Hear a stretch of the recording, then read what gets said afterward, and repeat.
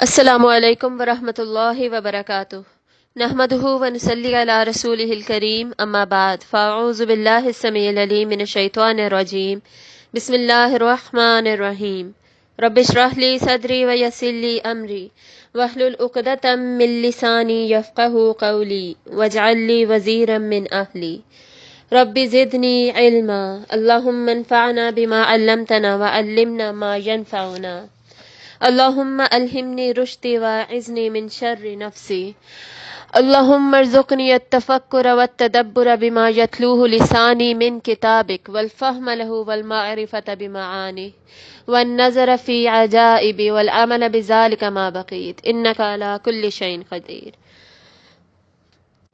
سبحانک لا علم لنا الا ما علمتنا انک انت العلیم الحکیم۔ آج اللہ تعالیٰ کے فضل و کرم سے ہم سورۃ البروج کا آغاز کریں گے۔ یہ بہت ہی پاورفل سورت ہے اور اس پارے کی ان صورتوں میں اس کا شمار ہوتا ہے جو کہ آج کل کے حالات سے بہت زیادہ مناسبت رکھتی ہیں۔ ویسے تو جتنی بھی صورتیں ابھی تک ہم نے پڑھی اس پارے کی، خصوصاً اس پارے کی ابھی ہم بات کریں گے، وہ ساری ہی کسی نہ کسی طریقے سے اس زمانے سے بہت زیادہ مناسبت رکھتی ہیں، لیکن اس صورت میں تو ایسے لگتا ہے کہ جیسے ڈائریکٹ بات ہی ہم سب سے کی جا رہی ہے، ڈائریکٹلی بات ہی فلسطین کے مسلمانوں سے، سیریا کے مسلمانوں سے، کشمیر کے مسلمانوں سے، بوسنیا میں جہاں جہاں پہ مسلمانوں پر ظلم و ستم ڈھایا جا رہا ہے، ان کو اپریس کیا جا رہا ہے، ان سب سے بات ہو رہی ہے اور انہیں بتایا جا رہا ہے کہ ان کے لیے سورس آف اسٹرینتھ کیا ہے، وہ الٹیمیٹلی کہاں سے اپنے لیے اسٹرینتھ لیں، اپنے لیے حوصلہ کہاں سے وہ جمع کریں، کس کو وہ مضبوطی سے پکڑیں، کس کے ساتھ وہ جڑ کر رہیں۔ اور صرف انہیں ہی نہیں، ہمارے بھی، آپ کو پتہ ہے، ہم سب کے ذہن میں بار بار یہ بات آتی ہے کہ ہم ان کی مدد کیسے کریں۔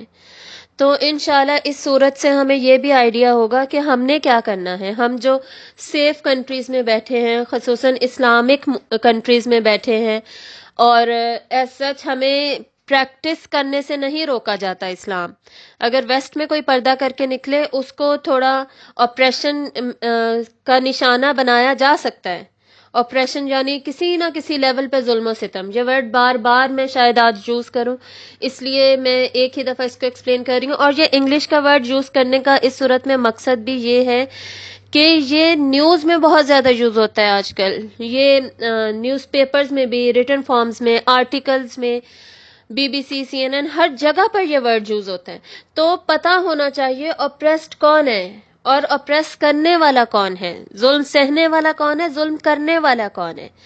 تو یہ کلیئرٹی آف مائنڈ اچیو کرنے کے لیے یہ ورڈز بار بار ہم یوز کریں گے۔ تو اس صورت کا موضوع ہوگا مسلمانوں کے لیے آزمائشیں، جس سے شاید یہ محسوس ہوتا ہے کہ مسلمان کمزور ہیں، جیسے کشمیر، سیریا، فلسطین، لگتا ہے کہ جیسے وہ کمزور ہیں، لیکن آخر میں اللہ تعالیٰ بتا دیں گے کہ انہی مسلمانوں کے لیے اسٹرینتھ کیا ہے، ان کی طاقت کیا ہے۔ تو ان کی کمزوری سے شروع ہو کر ان کی طاقت تک کا ذکر ہم اس صورت میں انشاءاللہ اسٹڈی کریں گے۔ اس صورت کو ہم 3 سیکشنز میں دیکھیں گے، اور یہ صورت بھی مکی دور میں نازل ہوئی اور اس کی ٹوٹل 22 آیات ہیں، اور اس کا نزول کا وہ دور ہے جس میں کہ صحابہ کرام پر بہت زیادہ ظلم و ستم کیا گیا۔ وہ زمانہ جس میں حضرت بلال رضی اللہ تعالیٰ عنہ کو گرم گرم ریت پر گھسیٹا گیا، ان کی کمر کو جلایا گیا، اور جس میں حضرت صہیب رومی پر ظلم کیا گیا، حضرت یاسر اور حضرت سمیہ رضی اللہ تعالیٰ عنہما، ان کو مار دیا گیا، ختم کر دیا گیا، اور ان کے بیٹے یاسر پر ظلم و ستم کیا گیا۔ ایک مرتبہ حضرت ابو بکر صدیق رضی اللہ تعالیٰ عنہ، حالانکہ وہ قریش کے اہم لوگوں میں سے تھے، ان کو بالوں سے کھینچ کر اتنا مارا گیا کہ وہ بے ہوش ہو گئے، اور ایسا ہی لگتا تھا کہ جیسے وہ شہید ہو چکے، لیکن پھر انہیں ہوش آیا۔ یعنی اس طرح کے واقعات بے انتہا ہوئے، خصوصاً ان مسلمانوں کے ساتھ جو کہ اس وقت بہت زیادہ کمزور تھے، غلامی میں زندگی گزار رہے تھے، قریش کے غلاموں میں آتے تھے، یا غلاموں میں نہیں تو کسی کمزور قبیلے سے تھے، جیسے حضرت عبداللہ بن مسعود تھے، ان پر بھی ظلم و ستم ہوا۔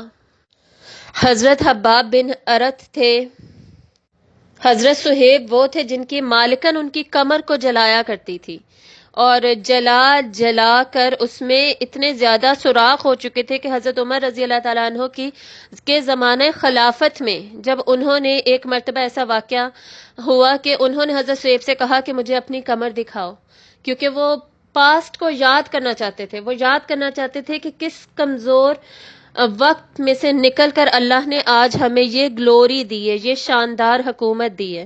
تو انہوں نے جب ان کی کمر دیکھی تو وہ رونے لگے، انہوں نے کہا کہ میں نے آج تک ایسی چیز نہیں دیکھی جو میں نے آج دیکھی ہے۔ جب حضرت مصعب بن عمیر ایمان لائے تو انہیں ان کے والدین نے گھر سے ہی نکال دیا۔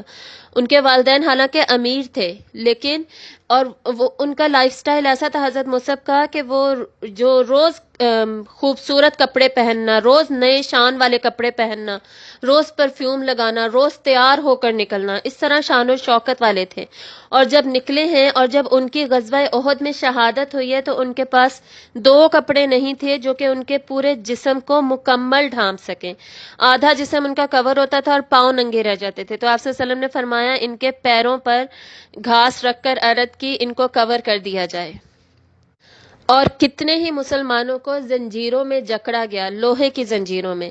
ابو جندل رضی اللہ تعالیٰ عنہ کو ہم جانتے ہیں، ان کو کتنا عرصہ زنجیروں میں جکڑ کر قید میں رکھا گیا۔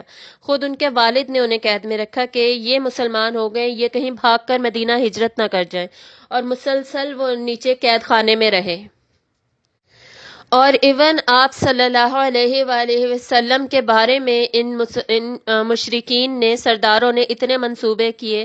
جب آپ صلی اللہ علیہ وسلم خانہ کعبہ میں ایک دفعہ نماز پڑھ رہے تو ان کے اوپر اونٹ کا جتنی بھی اوجری اور جتنے بھی اس کے اندر والے پارٹس تھے جو کہ گوشت کے علاوہ باقی سارا کچھ پھینک دیا جاتا ہے، وہ سب کچھ اٹھا کر آپ صلی اللہ علیہ وآلہ وسلم کے اوپر ان میں سے ایک نے رکھوا دیا، اور یہ سب ہنس رہے تھے۔ آپ صلی اللہ علیہ وسلم اس وقت سجدہ میں تھے، تو کسی نے حضرت فاطمہ کو جا کر خبر دی، اور حضرت فاطمہ رضی اللہ تعالیٰ عنہ اس وقت بچی تھیں، اور وہ آئی ہیں، انہوں نے اپنے والد کو دیکھا ہے تو وہ رونے لگی، روتے روتے انہوں نے اوپر سے سارا اٹھایا، اور اس وقت کوئی غلام یا کوئی کمزور مسلمان سامنے نہیں آ رہا تھا کہ ورنہ اس کو یہ لوگ مار ہی ڈالتے، کیونکہ وہ سارے سردار پاس جمع تھے، لیکن وہ اس بچی کو کچھ نہیں کہہ سکتے تھے کیونکہ اتنی ان میں غیرت ہوتی تھی۔ تو حضرت فاطمہ ہٹاتی گئیں اور روتی رہیں کہ میرے والد کے ساتھ یہ کیا ہو رہا ہے، میرے والد کے ساتھ یہ کیا ہو رہا ہے، اور الٹیمیٹلی آپ صلی اللہ علیہ وسلم کے اوپر سے انہوں نے سب کچھ ہٹایا۔ اور اس کے بعد آپ صلی اللہ علیہ وسلم کے قتل کا منصوبے کیے گئے اور سازشیں کی گئیں، اور ایون ایکشنز بھی لیے گئے۔ تو کیا کچھ نہیں ہوا مسلمانوں کے ساتھ مکہ کے دور میں؟ اس سب ظلم و ستم کے دوران یہ صورت نازل ہوئی جس میں مسلمانوں کو اور آپ صلی اللہ علیہ وآلہ وسلم کو اس ایک قوم کا قصہ سنایا گیا جن کے اوپر اتنا ظلم و ستم ہوا صرف اس وجہ سے کہ وہ مسلمان تھے، اور پھر ان سب کو شہید کر دیا گیا۔ کیسے کیا گیا وہ ہم پڑھیں گے، اور اس کے بعد پھر کافروں کو خطاب کر کے اس صورت میں بات کی جا رہی ہے، اور الٹیمیٹلی اینڈ میں بتایا جا رہا ہے کہ مسلمان ایسے حالات میں کیا کرنا چاہیے ان کو۔ چلیے آغاز کرتے ہیں۔ بسم اللہ الرحمن الرحیم۔ والسماء ذات البروج، قسم ہے آسمان کی جو کہ برجوں والا ہے۔ برج کے بہت سارے مطلب لیے گئے ہیں، پہلے بھی ہم یہ ورڈ پڑھ چکے ہیں، یعنی برج سے یہ بھی مطلب لیا گیا ہے کہ آسمان درجوں والا ہے، پھر یہ کہ آسمان میں مضبوط قلعے بنے ہوئے ہیں، تیسرا یہ کہ آسمان بڑے بڑے ستاروں والا ہے۔ نجوم کا بھی پہلے ہم نے ذکر پڑھا ہے، کواکب کا بھی پڑھا ہے، اب یہاں پر بروج ہے۔ بروج جو ہے وہ میگنیفائڈ ٹرم ہے، یہ بہت زیادہ کچھ کور کر جاتا ہے۔ مطلب یہ ہے، ان سب سے ایک مطلب جو ہمیں ملتا ہے وہ یہ ہے کہ آسمان کوئی کمزور سی چیز نہیں ہے، اس کے اندر حفاظت کا پورا انتظام موجود ہے، ڈیفنس سسٹم ہے پورا اس کے اندر۔ سورۃ الجن میں بھی ہم نے پڑھا تھا کہ شہاب ثاقب جنوں پر پھینکے جاتے ہیں، اور قلعوں سے بھی ہمارے ذہن میں فوراً یہ آتا ہے کہ جی حفاظت کے لیے جیسے بنائے گئے ہوں، یعنی پورا کا پورا آسمان ایک قلعے کی مانند ہے۔ اور اس سے پہلی صورتوں میں ہم نے پڑھا کیسے آسمان ختم ہو جائے گا، تباہ ہو جائے گا، جیسے کہ وہ اسی انتظار میں ہے، وہ اس حکم کے انتظار میں ہے کہ کب اللہ کا حکم آئے اور میں ٹکڑے ٹکڑے ہو کر بس ختم ہو جاؤں، میرے لیے ہے ہی یہ. لیکن یہاں پر اس سے پہلے کی بات ہے، پریزنٹ کی بات ہے، ایون پاسٹ کی بات ہے، جبکہ اللہ تعالیٰ نے اس کو برجوں والا بنایا. یعنی کہ اب اگر ہم اس آسمان کو دیکھیں اس پریزنٹ سچویشن میں، تو ہمیں یہ پتہ چلتا ہے کہ آسمان اللہ کی ایک عظیم الشان کریشن ہے اور بہت زیادہ مضبوط ہے. اور مینلی یہ کس چیز کی حفاظت کے لیے بنایا گیا تھا؟ یعنی اس بہت سارے مقاصد ہیں آسمان کے، لیکن حفاظت کا جو پرٹیکولر ذکر ہے اس آسمان سے ریلیٹڈ، وہ تھا وحی کے سلسلے میں، جس کا میکینزم اللہ تعالیٰ نے ہمیں خصوصاً سورہ جن میں ایکسپلین کیا کہ وحی جو آتی تھی وہ پروٹیکٹڈ ہوتی تھی. اور اس سے پہلے ہم نے سورۃ التکویر کے بارے میں بھی اس کے بارے میں پڑھا. اور ہم جانتے ہیں کہ اب بھی قرآن محفوظ ہے، اللہ تعالیٰ نے خود قرآن مجید کی حفاظت کا ذمہ لیا. لیکن اب میکینزم کیا فالو ہوتا ہے؟ اللہ تعالیٰ کے کون سی جنود ہیں، کون سے لشکر ہیں جو حفاظت کر رہے ہیں، اب اس کا پروسیس کیا ہے، اب اس کا طریقہ کیا ہے، اس کے بارے میں اللہ نے ہمیں بے خبر رکھا ہے، وہ ہم نہیں جانتے. لیکن آسمان کا جو رول ہے وہ شروع میں اس کے بارے میں کیا تھا وہ ہم نے پڑھ لیا، اور اب بھی آسمان بروج والا ہی ہے، مضبوط قلعے کی طرح ہی ہے. لیکن یہ ہمیشہ ایسا نہیں رہے گا. اگلی آیت دیکھیے، وَالْيَوْمِ الْمَوْعُودِ، اور قسم ہے اس دن کی جس کا کہ وعدہ کیا گیا ہے، یعنی قیامت کا دن. مطلب یہ کہ جو کہ آ کے ہی رہے گا، جیسے آسمان ہمیشہ اس حالت میں نہیں رہے گا، تو قیامت کا دن بھی ایسا نہیں ہے کہ کبھی آئے گا ہی نہیں، وہ بھی آ کے رہے گا. الٹیمیٹلی ہر چیز کا اینڈ ہو کر رہے گا.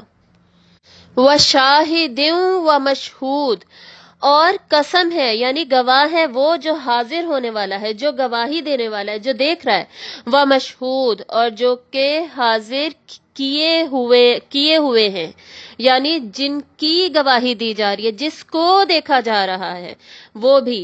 قتل اصحاب الاخدود، مارے گئے خندقوں والے، یعنی ہلاکت ہو خندقوں والوں کی، لعنت ہو ان پر، ان کی تباہی ہو. قتلہ کا ورڈ ہم آلریڈی پڑھ چکے ہیں، سورۃ المدثر میں ہم نے زیادہ پڑھا تھا. مطلب کیا ہوتا ہے اس کا؟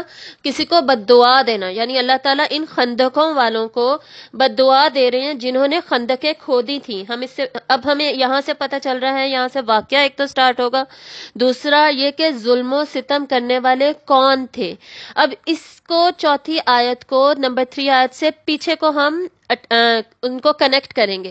شاہد پھر یہاں پہ کون تھا؟ یہ لوگ جو دیکھ رہے تھے، اصحاب الاخدود، خندقوں والے دیکھنے والے تھے. یہ ظلم و ستم کر رہے تھے، یہ ظلم ہوتا ہوا دیکھ رہے تھے. جیسے آج کل ہے اسرائیل ہے، سپوزڈلی وہ ظلم کر رہا ہے، اور کرتے کرتے وہ دیکھ کس کو رہا ہے؟ ان کو جو کہ اپریسڈ ہیں، جو کہ جن پر ظلم ہو رہا ہے، وہ مشہود ہیں، وہ فلسطین، جن کے مسلمان اس ظلم و ستم کو برداشت کر رہے ہیں. وشاہد و مشہود، دونوں پارٹیز کا یہاں پہ ذکر آ گیا. لیکن اس ایک آیت کا، آیت نمبر 3 کا صرف یہ ایک مطلب نہیں لیا گیا. سنس اس آیت کے بہت زیادہ مطلب لیے گئے ہیں، تفاسیر میں بہت زیادہ مینشنڈ ہے، اس وجہ سے کسی نہ کچھ کو ہم انشاءاللہ یہاں پر سٹڈی کریں گے. لیکن اس کا آگے واقعے کے ساتھ کیا لنک بنتا ہے وہ میں نے شروع میں ہی بتا دیا، اور اس کو سمجھنا زیادہ ضروری ہے. ایک رائے اس کے بارے میں یہ دی گئی ہے کہ ہم سب، اللہ کی پوری کریشن جو ہے وہ شاہد ہے، دیکھ رہی ہے، وہ وٹنس ہے، گواہ ہے. کس چیز پر؟ کہ جو یوم الموعود جس کی ابھی بات ہوئی، اس کو یوم المشہود بھی کہا گیا ہے قرآن مجید میں، کہ یوم المشہود آ کر رہے گا، وہ دن جس کو ہم دیکھ کر رہیں گے، وہ مشہود ہے. اس کے علاوہ دوسری رائے یہ دی گئی ہے کہ ساری مخلوق شاہد ہے، اور وہ گواہ کس پر ہے؟ شہادت پر، توحید پر، لا الہ الا اللہ پر. پھر لا الہ الا اللہ کیا ہوا؟ مشہود. اس کے علاوہ یہ بھی رائے دی گئی ہے کہ ہم سب شاہد ہیں کس کے اوپر؟ مشہود کیا ہے؟ وہ نیشنز، وہ قومیں جو کہ ہلاک ہو گئیں، تباہ ہو گئیں، جن کے اب ہمیں روئنز ملتے ہیں، جیسے عاد، سمود، فرعون کی بستیاں، یہ پیرامڈز وغیرہ ہم دیکھتے ہیں، یہ سارا کچھ، یہ سب مشہود ہے، ہم اس کو دیکھ رہے ہیں. اس کے علاوہ اس میں یہ بھی رائے ہے کہ اللہ شاہد ہے، وَكَفَى بِاللَّهِ شَهِيدًا، اللہ ہر چیز پر شہید ہے، گواہ ہے، دیکھ رہا ہے۔ اور پھر مشہود کون ہوا؟ ہم سب مشہود ہیں۔ پھر جیسے پیچھے ہم نے سورۃ الانفطار میں پڑھا تھا، فرشتے شاہد ہیں۔ کس چیز پر وہ شاہد ہیں؟ ہمارے اعمال ناموں پر۔ تو ہمارے اعمال نامے کیا ہیں؟ وہ مشہود ہوئے۔ اس کے علاوہ یہ رائے بھی دی گئی ہے کہ ہم سب قیامت کے دن شاہد ہوں گے، اور مشہود کون ہوگا؟ وہ فرشتے جو کہ آ رہے ہوں گے، یعنی نظر آنے والی چیز وہ ہوں گے اور دیکھنے والے ہم ہوں گے۔ ہم اس سین پر گواہ ہوں گے، اور وہ سین کیا ہوگا کہ فرشتے صف در صف نیچے آ رہے ہوں گے۔ اس کے علاوہ یہ بھی کہا گیا ہے کہ آپ صلی اللہ علیہ وآلہ وسلم شاہد ہیں، اور کس چیز پر؟ حضرت جبرائیل علیہ السلام پر، کہ آپ نے ان کو افق پر دیکھا، جس کا ذکر سورۃ النجم میں ہے اور سورۃ التکویر میں۔ اس کے علاوہ یہ کہ وقت اٹ سیلف شاہد ہے، کس پر؟ کہ زمانہ خسارے میں ہے۔ والعصر ان الانسان لفی خسر، انسان خود ہی خسارے میں ہے، مگر ان کے جو کنڈیشنز ہیں وہ ہم انشاءاللہ جب سورۃ العصر آئے گی تب پڑھیں گے۔ لیکن جو وقت ہے وہ اٹ سیلف لوگوں کے خسارے میں جانے پہ شاہد ہے۔ تو پھر لوگ کیا ہوئے؟ مشہود۔ مزید قیامت کے دن جب حساب کتاب ہوگا تو ہمارے سارے آرگنز، سارے باڈی پارٹس، جوارح، یہ سب شاہد ہوں گے، گواہی دیں گے، اور مشہود ہم خود ہوں گے، ہمارے اعمال ہوں گے، ان کو دیکھا جائے گا، اس کو سامنے رکھا جائے گا، اور یہ سب گواہی دے رہے ہوں گے۔ اور یہ بھی رائے ہے کہ آپ صلی اللہ علیہ وآلہ وسلم خود شہید ہیں۔ یہ تو قرآن مجید میں اس کے بہت سارے پروف ملتے ہیں، خصوصاً سورۃ النساء میں آیت نمبر 40 ہے، میرے خیال میں 40 کے آس پاس ہے بالکل۔ تو آپ صلی اللہ علیہ وآلہ وسلم شہید ہیں، آپ صلی اللہ علیہ وسلم گواہی دیں گے، اور ہم سب وہاں پر مشہود ہوں گے، ہمارے اوپر گواہی دی جائے گی کہ انہوں نے بات مانی کہ نہیں مانی، انہوں نے فالو کیا کہ نہیں فالو کیا۔ اور اس میں یہ رائے بھی موجود ہے کہ جمعے کا جو دن ہے وہ شاہد ہے، یعنی وہ حاضر کیا جاتا ہے، اسے اللہ تعالیٰ لے کر آتے ہیں۔ اور جو یوم العرفہ ہے، جو کہ ایک اور دن ہے ہماری اسلام میں امپورٹنٹ اہم دن، وہ ہے یوم العرفہ، 9 ذی الحج کا دن، حج میں جو آتا ہے، حج کا دن بیسیکلی، تو وہ مشہود ہے، یعنی اس کو ہم خود وہاں پر جا کر دیکھتے ہیں، وٹنس کرتے ہیں۔ میدان عرفہ میں ہم وہاں پر ہمیں موجود ہونا ہوتا ہے یوم العرفہ کی برکات کو پانے کے لیے۔ تو جمعہ اور یوم العرفہ یہ دونوں مطلب بھی لیے گئے ہیں، 9 ذی الحج نہیں، سوری 10 ذی الحج۔ اور جیسے کہ ہم نے اس سے پچھلی ہی صورت میں پڑھا تھا، سورۃ المطففین میں، اور وہاں سے اس اگلی صورت کے ساتھ لنک بھی بنتا ہے۔ اس کی لاسٹ آیت کیا تھی؟ اس سے پچھلی نہیں بلکہ اس سے پچھلی سورت، سورۃ المطففین، هل ثوب الکفار ما كانوا يفعلون، کیا بدلہ دے دیے گئے کافر جو وہ کیا کرتے تھے؟ اور اس سے پہلے کیا تھا؟ علی الارائک ینظرون، وہ بیٹھے ہوئے اپنے مقعدوں پر دیکھ رہے ہوں گے۔ اس سے پہلے کیا تھا؟ کافر دیکھ رہے تھے مسلمانوں کو، ان پر ہنس رہے تھے۔ تو یہ شاہد تھے اور وہ مشہود تھے۔ اور قیامت کے دن کیا ہوگا؟ الٹا سین ہو جائے گا، جو مومنین ہیں وہ اب اپنے ارائک پر، قعود پر بیٹھ کر وہ دیکھ رہے ہوں گے ان کی حالت، ان کی ہلاکت، ان کا رونا، ان کا شرمندہ ہونا، اور یہ ہنس رہے ہوں گے اس پر، اور پھر پوچھیں گے کہ کیا اب تمہیں بدلہ مل گیا؟ تو یہاں پر بھی پھر محسوس ہوتا ہے کہ اسی بات کی کنٹینیویشن ہے جو سورۃ المطففین کے اینڈ میں ہوئی تھی، کہ ابھی تو تم اصحاب الاخدود جو ہو، خندقوں والے جو ہو، تم لوگ حاضر ہو اور تم لوگ ان کو دیکھ رہے ہو، لیکن قیامت کے دن یہ لوگ تمہیں دیکھ رہے ہوں گے۔ قیامت کا دن پچھلی آیت نمبر 2 میں ہے، پھر 3 یہ آیت، اور آگے 4 میں اصحاب الاخدود کا ذکر ہے۔ النار ذات الوقود، جو آگ تھی ایندھن والی، مطلب انہوں نے خندقیں کھودی اور اس میں انہوں نے ایندھن کا انتظام کیا، یعنی فیول کے کس چیز کو جلایا جائے، بیسکلی یہ کول ہوگا، کوئلہ یا پھر لکڑیاں ہوں گی یا جو بھی چیز ہوگی جو انہوں نے جلانا ہوگا. جیسے آج کل فیول مزید کیا ہے، پیٹرول وغیرہ، یہ سب فیول کی فارمز ہیں. تو پرانے زمانے میں جو بھی انہوں نے فیول یوز کیا، ایندھن یوز کیا، اس کو انہوں نے آگ لگائی ان خندقوں میں. تو یہ واقعہ کیا ہے، اس کا یہ ہمیں ہسٹری میں بھی ملتا ہے، تاریخ میں بھی اہل کتاب کی. دوسرا، صحیح مسلم میں اس سے ریلیٹڈ حدیث بھی موجود ہے جس کو مسند احمد میں بھی بیان کیا گیا ہے. ایون صحیح مسلم میں جب ہے تو ہمیں اس سے زیادہ پھر کسی ریفرنس کی ضرورت نہیں رہتی، کیونکہ وہ صحیحین میں نمبر 2 پر آتی ہے. تو واقعہ کیا ہے کہ، اور کہا جاتا ہے کہ یہ آپ صلی اللہ علیہ وآلہ وسلم کی ولادت سے تقریباً 50 سال پہلے کا واقعہ ہے. ان مسلمانوں کا جو کہ حضرت عیسیٰ علیہ السلام کے بعد جو مسلمان تھے، حضرت عیسیٰ علیہ السلام کے جو فالوورز تھے اور مسلمان تھے، تو اس وقت کا جو بادشاہ تھا، کسی یمن کی یہ بات ہے، یمن کا جو بادشاہ تھا، یمن کا نام حدیث میں نہیں آیا، یہ ہمیں ہسٹری سے پتہ چلتا ہے کہ یمن میں ایک دفعہ ایسا ہوا تھا، اور حدیث سے یہ واقعہ بالکل ملتا جلتا ہے کہ وہاں کا جو بادشاہ تھا وہ نان مسلم تھا، مسلمان نہیں تھا. تو اس کی سلطنت میں ایک شخص ایسا تھا جس نے کہ مسلمان قبول کیا. ابھی ساری کنٹری کے لوگ زیادہ تر نان مسلم ہی تھے. اس نے اسلام قبول کیا اور اللہ تعالیٰ نے اس کو کچھ کرامات دیں، اور ان کرامات کی وجہ سے وہ مشہور ہوتا گیا کہ وہاں پہ ایک شخص ہے، اس کے پاس ایسی کوئی کرامت ہے. مشہور ہوتا گیا. اس کے بعد ایسا ہوا کہ بادشاہ تک خبر پہنچ گئی. تو بادشاہ نے اسے بلایا اور پوچھا کہ بھی تمہارا کیا سلسلہ ہے، کیا چکر ہے. تو اس نے اپنے مذہب کے بارے میں بتایا، اسلام کے بارے میں بتایا. مسلمان کا فرض تو ہے کہ وہ آگے اسلام کا پرچار کرے گا، اسلام کے بارے میں بتائے گا، تبلیغ کرے گا. تو اس نے بتایا اور پھر اپنی کرامات کا بھی بتایا. تو اس بادشاہ نے یہ سوچا کہ اس کو قتل کر دیا جائے، ارادہ کیا، کیونکہ وہ کبھی بھی بادشاہ جو ہیں وہ اپنا ریلیجن چھوڑنے پر تیار نہیں ہوتے، اور اس کی بہت ساری دنیاوی وجوہات ہوتی ہیں. فلاں دنیاوی بینیفٹس کے لیے اپنا مذہب چوز نہیں کیا چھوڑا جاتا. یہ آپ کو اس کو سمجھنا اتنا مشکل نہیں ہے. اسی طرح سمجھے جیسے آج جا کے کوئی انگلینڈ کے، امریکہ کے، یا کوئی بھی کنٹری لے لیجئے، انڈیا لے لیں، ان کے جا کے وزیر اعظم سے کہیں کہ آپ مذہب چینج کر لیں، وہ کریں گے؟ ان کے تو سارے کے سارے فالوورز چھوڑ جائیں گے، انہیں تو وہ خود ظلم و ستم کا نشانہ بننے لگ جائیں گے. ان کا تو یعنی کتنی انہیں ایکسپلینیشنز دینی پڑیں گی، کیا نہیں ہوگا.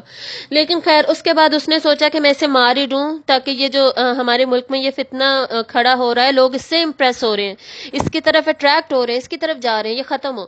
تو اس نے اس کو مارنے کی بہت کوششیں کی اور وہ مرتا ہی نہیں تھا. یہ بھی اس کی ایک کرامت تھی، اللہ تعالیٰ کی مرضی سے، اللہ کے اذن سے.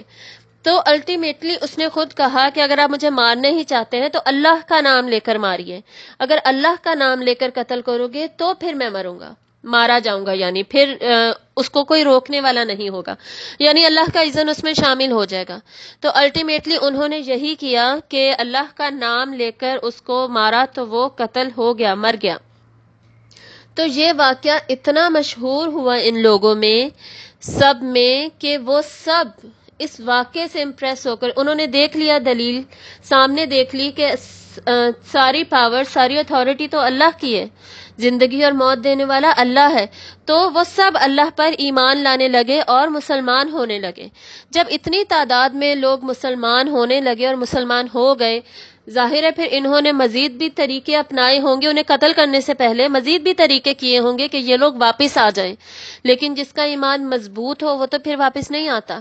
تو یہ مضبوط ایمان والے لوگ تھے. اس کے بعد حکومت کے ان سارے لوگوں نے پلان بنایا کہ ان کو قتل کر دیا جائے، ان سب کو، جیسے آج کل بھی ہوتا ہے جینوسائیڈ، نسل کی نسل تباہ کی جاتی ہے، ماسز میں قتل کیا جاتا ہے، ہیوج کوانٹیٹیز میں قتل کیا جاتا ہے، لارج گریوز بنائی جاتی ہیں، بڑی بڑی قبریں جس میں مار کر ڈال دیا جاتا ہے. یہ سارے سلسلے ہماری اینشینٹ ہسٹری سے، پرانی تاریخ سے چلتے آ رہے ہیں، اور آج تک ایسا ہو رہا ہے، ہمارے سامنے ایسا ہو رہا ہے. کہاں پہ کیا کچھ ظلم و ستم نہیں ہو رہا، جس کی ہم نے سٹارٹ میں بھی بات کی. تو یہی انہوں نے کیا، انہوں نے بڑی بڑی خندقیں کھودی. خندق کیسا ہول ہوتا ہے، کھودنا کیسا ہوتا ہے؟ بہت زیادہ ڈیپ، گہرا، اور بہت زیادہ بڑا، لمبا، چوڑا. اس کے اندر مسلمان مردوں کو، مسلمان عورتوں کو، بچوں کو، سب کو ڈال دیا گیا، اور اس میں پہلے ایندھن جلایا گیا. اسی لیے ہم نے اس آیت میں پڑھا تھا الناری ذات الوقود. پہلے ایندھن جلایا گیا، آگ کو اچھی طرح شعلوں میں کنورٹ کر دیا گیا، اتنی زیادہ آگ بھڑکائی گئی، پھر اس میں لوگوں کو پھینکا گیا اور پھینک پھینک کر انہیں جلا کر ختم کر دیا گیا. اذ ہم علیہا قعود، جب وہ اس پر بیٹھے ہوئے تھے. قعود اور جلوس، جلسہ دونوں بیٹھنے کے لیے یوز ہوتے ہیں، لیکن قعود کیسا بیٹھنا ہوتا ہے؟ دیر تک بیٹھنا، لمبا بیٹھنا، اور اس سین کو دیکھتے رہنا. یعنی انہیں اس کی کوئی تکلیف نہیں تھی، کچھ محسوس نہیں ہو رہا تھا کہ یہ غلط ہو رہا ہے یا ایسا نہیں ہونا چاہیے. یہ ایون دشمن کے ساتھ بھی غلط ہوتا ہوا دیکھ کر انسان کا کچھ تو دل کانپتا ہے، کچھ بھی ایسا نہیں تھا. وہ اتنی لمبی دیر کے لیے آرام سکون سے وہاں پر بیٹھے رہے، اور وہ ایز اے نظارہ، اس کو نظارے کی طرح دیکھتے رہے، انجوائے کرتے رہے. وَهُمْ عَلَى مَا يَفْعَلُونَ بِالْمُؤْمِنِينَ شُهُودٌ، اور وہ اس کے اوپر جو وہ کر رہے تھے مومنوں کے ساتھ گواہ تھے. یہاں پہ دیکھیے شہود کا دوبارہ ورڈ آ گیا. شاہد جو ہے اس کا پلورل شہود ہے، یعنی یہ خود گواہ تھے، اور مشہود کون تھا؟ وہ مومنین جن کے ساتھ یہ کیا جا رہا تھا. اب یہاں پہ دیکھیے یفعلون، فعلا ہم نے آلریڈی جب پہلے ہم نے پڑھا تھا سورۃ الانفطار میں فرشتوں سے ریلیٹڈ، تو ہم نے ڈسکس کیا تھا فعلا اور عملہ میں فرق کیا ہے. فعل کرنا، عمل کرنا. عمل کیا ہوتا ہے؟ جس میں انسان کا ارادہ شامل ہو، جیسے کہ اب میں پڑھا رہی ہوں ارادہ کر کے.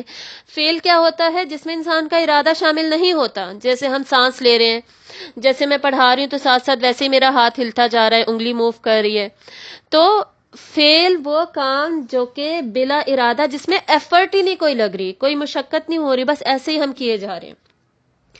تو یہ وہ کر رہے تھے مومنین کے ساتھ، یعنی انہیں کچھ بھی محسوس نہیں ہو رہا تھا. ان کی جو بے حسی تھی اس کام کی طرف، کہ انہیں کوئی مشقت نہیں تھی اس میں، کوئی ان کا ارادے میں جو ہوتا ہے کہ انہیں ارادے کی نفی ہو رہی ہو، ارادے کو اپوز کیا جا رہا ہو، ان کا اپنا نفس اس ارادے کو اپوز کر رہا ہو کہ نہیں یہ نہیں کرنا چاہیے، ایسا نہیں ہونا چاہیے. ایسا کچھ نہیں تھا. وہ اس کو ایسے ایزیلی کر رہے تھے، اتنی آسانی سے، سہل کے ساتھ کر رہے تھے، جیسے کہ کوئی سانس لے رہا ہو، جیسے کہ بلا وجہ کوئی کام کیا جا رہا ہو. یہ انہیں محسوس ہو رہا تھا کہ یہ بلا وجہ یہ کر رہے ہیں، اس کی کوئی اہمیت ہی نہیں ہے. اس طریقے سے یہ کام کیا جا رہا تھا. اور اس واقعے کو یہاں پر اللہ تعالیٰ پوائنٹ آؤٹ کر رہے ہیں، ہائی لائٹ کر رہے ہیں، ہمیں بتایا جا رہا ہے. اس وقت صحابہ کو بتایا گیا کہ یہ دیکھو ان کے ساتھ یہ ہوا، ہمیں بتایا جا رہا ہے کہ یہ دیکھو ان کے ساتھ یہ ہوا. اس واقعے سے سیکھو، اس پوری صورت سے سیکھو. ایک مرتبہ حضرت صہیب آپ صلی اللہ علیہ وآلہ وسلم کے پاس آئے، اور آپ صلی اللہ علیہ وسلم اس وقت خانہ کعبہ میں موجود تھے اور آرام فرما رہے تھے، چادر آپ نے لی ہوئی تھی. تو حضرت صہیب آئے اور فرمایا یا رسول اللہ صلی اللہ علیہ وآلہ وسلم، ان کا ظلم و ستم ہم پر بڑھتا جا رہا ہے مکہ والوں کا، آپ پلیز اللہ تعالیٰ سے دعا کیجئے کہ یہ ظلم و ستم ختم ہو جائے. تو آپ صلی اللہ علیہ وآلہ وسلم نے فرمایا صہیب ابھی تو کچھ بھی نہیں ہوا، یہ تو کچھ بھی نہیں ہے، تم اتنی جلدی ہمت ہار گئے، اتنی جلدی تم نے یہ سوچ لیا کہ جی بس اب بس ہو جانی چاہیے، اب ہم کسی طرح یہ سلسلہ ختم ہو جائے.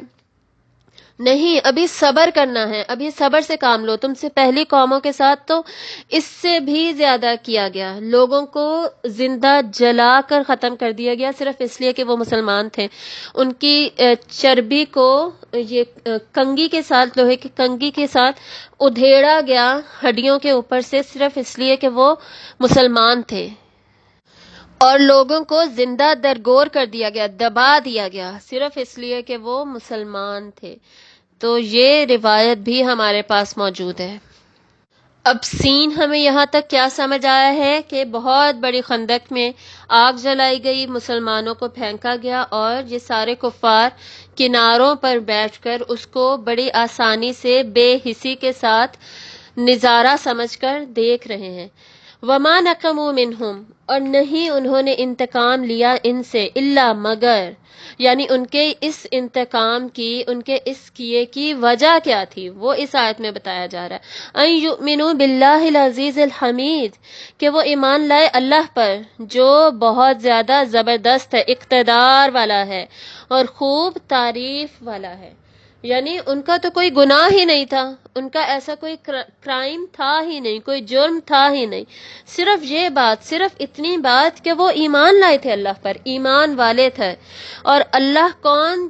وہ اللہ جس کا کہ مکمل اقتدار ہے۔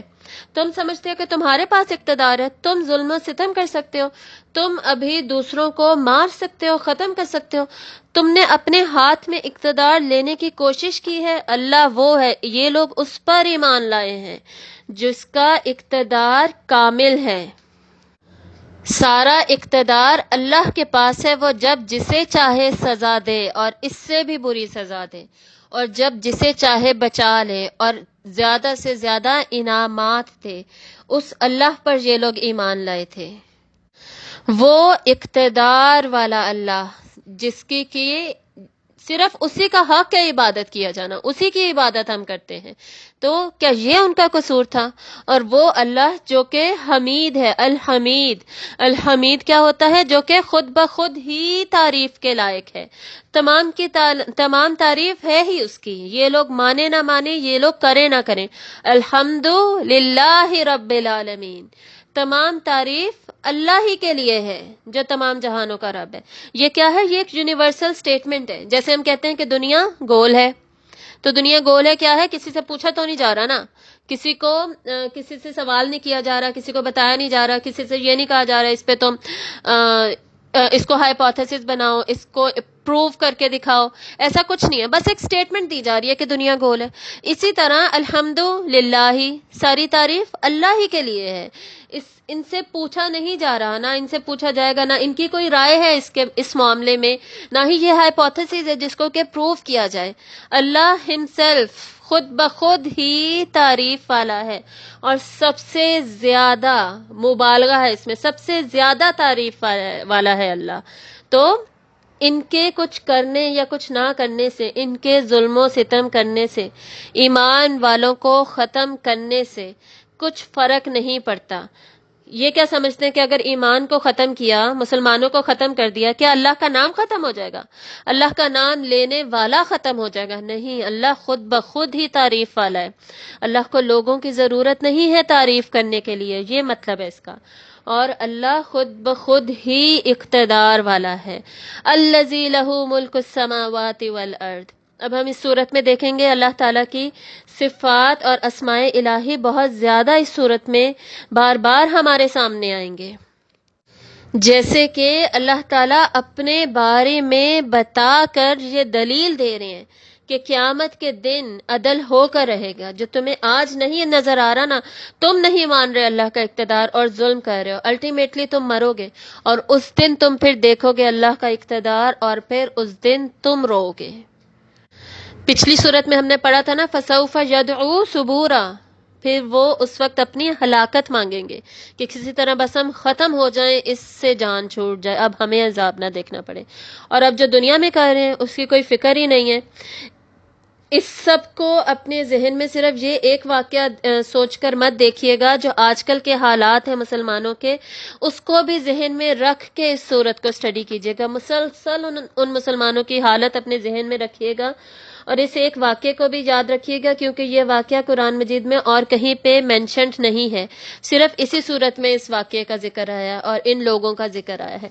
الذی لہ ملک السماوات والارض، اللہ کا اقتدار کیسا ہے؟ وہ جو اسی کے لیے ہے بادشاہت آسمانوں اور زمین کی، وہ آسمان جن کا کہ شروع میں ذکر ہے، جو کہ اتنے مضبوط ہے، محفوظ ہیں، ان کا بادشاہ بھی اللہ، اور یہ زمین جس کے اوپر بیٹھ کر تم اتنے گناہ کر رہے ہو، تم جرم کر رہے ہو، تم ظلم و ستم کر رہے ہو، اس زمین کا بادشاہ بھی اللہ ہے۔ تو بادشاہ کے سامنے پھر جواب دہ تمہیں ہونا پڑے گا۔ بادشاہ کی ملکیت ہوتی ہے نا۔ اب دنیا کا فرض کریں کوئی بادشاہ ہے، ایک وزیر اعظم ہے، اگر کوئی قانون توڑتا ہے، فرض کریں کوئی بہت بڑا قانون توڑتا ہے، وہ بادشاہ کے سامنے پیش ہوگا کہ نہیں؟ جواب دے گا کہ نہیں؟ اسے جیل ہوگی کہ نہیں؟ یہ اور بات ہے کہ جو دنیا کے بادشاہ ہوتے ہیں انہوں نے دوسروں کو امپاور کیا ہوتا ہے، ڈیلیگیٹ کی ہوتی ہے اپنی اتھارٹی، دوسروں کو اپنے بہاف پہ آتھورائز کیا ہوتا ہے کہ وہ پنشمنٹ دیں، جیسے عدالتیں پنشمنٹ دیتی ہیں، لیکن اس کو سمجھے اسی طرح کہ وہ بادشاہ ہی دے رہا ہے۔ تو وہ جو اللہ ہے جو آسمانوں اور زمین کا بادشاہ ہے، تم یہ سمجھ کے یہ عمل کر رہے ہو، یہ کام کر رہے ہو، تم جلا رہے ہو کہ اللہ تمہیں پکڑے گا نہیں، اللہ کی پکڑ آئے گی نہیں، اس کی بادشاہت کو تم بھول گئے ہو، یا بھولے نہیں ہو لیکن تم ماننا ہی نہیں چاہتے، اس کو ایکسیپٹ نہیں کرنا چاہتے۔ کنٹرول اللہ کا ہے، تمہارا نہیں۔ واللہ علی کل شیء شہید، اور اللہ ہر چیز کے اوپر خوب گواہ ہے۔ گواہ کون ہوتا ہے؟ گواہی دینے والا کون ہوتا ہے؟ جو دیکھ رہا ہوتا ہے، جو وٹنس کرتا ہے۔ اور گواہ کا دیکھنا کیسے ہوتا ہے؟ دھیان سے دیکھنا، ایک ایک پوائنٹ، ایک ایک چیز کو نوٹ کرنا، کہ جب اس نے اسے بتانا ہوگا یا اسے اس کو پیش کرنا ہوگا کسی نہ کسی طریقے سے، یا پھر کبھی اس کو مینشن کرنا ہوگا تو اسے سب پتا ہو۔ تو یہ لوگ اپنے گناہ پر گواہ بن رہے تھے، اللہ تعالیٰ ان سب کے اوپر گواہ ہے، اللہ دیکھ رہا ہے یہ لوگ مسلمانوں کے ساتھ کیا کر رہے ہیں، اور مسلمان کن کن آزمائشوں اور فتنوں سے گزر رہے ہیں، اور کیوں گزرے، ان پر الزام کیا ہے کہ وہ اللہ پر ایمان لے کر آئے ہیں، وہ اللہ کو ماننے والے ہیں، وہ صرف ایک اللہ کی عبادت کرنا چاہتے ہیں۔ یہاں تک تھا اس صورت کا پہلا سیکشن، آیت نمبر 1 to 9۔ اب ہم آگے پڑھیں گے آیت نمبر 10 to 16 تک، جس میں کہ ان کا انجام بتایا جائے گا اور مومن اور مومنات کے لیے ریوارڈ کیا ہے، یہ سارا کچھ برداشت کرنے کا وہ بھی بتایا جائے گا۔ ان الذین فتنوا المؤمنین والمؤمنات، بے شک وہ لوگ جنہوں نے آزمائش میں ڈالا مومن مردوں کو اور مومن عورتوں کو۔ پہلا ورڈ جو یہاں پر نوٹ کرنے والا ہے وہ ہے فتن، فتنے میں ڈالا۔ فتنہ کیا ہوتا ہے؟ ٹیسٹ، آزمائش۔ تو یہاں سے ہمیں پتہ کیا چل رہا ہے؟ مومنین کے ساتھ یہ کیوں ہو رہا تھا؟ یہ ان کی آزمائش تھی، ان کا ٹیسٹ تھا۔ اللہ تعالیٰ بھی دنیا میں مسلمانوں کو، مومنین کو، ایمان والوں کو آزماتے ہیں کہ وہ اب کھرے اترتے ہیں کہ نہیں، وہ پکے اترتے ہیں کہ نہیں، وہ اپنے ایمان کو ثابت کرتے ہیں یا نہیں ثابت کرتے۔ اور یہ کیوں ایسا ہونا ہوتا ہے؟ تاکہ دلیل ہو جائے، تاکہ حجت بن جائے۔ وہ ریوارڈ، وہ درجہ جو اللہ تعالیٰ نے انہیں قیامت کے دن دینا ہے، انہیں جو انعامات اور جنتیں دینی ہیں، اس کے بدلے میں کچھ تو ہو کہ جو انسان پیش کر سکے، اپنے صبر کو پیش کر سکے۔ آزمائشیں جو اس نے جھیلی، جو برداشت کی، ان سب میں وہ ثابت قدم رہا، وہ جمع رہا، وہ اپنی نیکیوں کو، یہ سب عمل صالحات میں آ جائے گا، ان سب کو وہ پیش کر سکے۔ تو اور یہ ان کے ساتھ آزمائش کی کس نے؟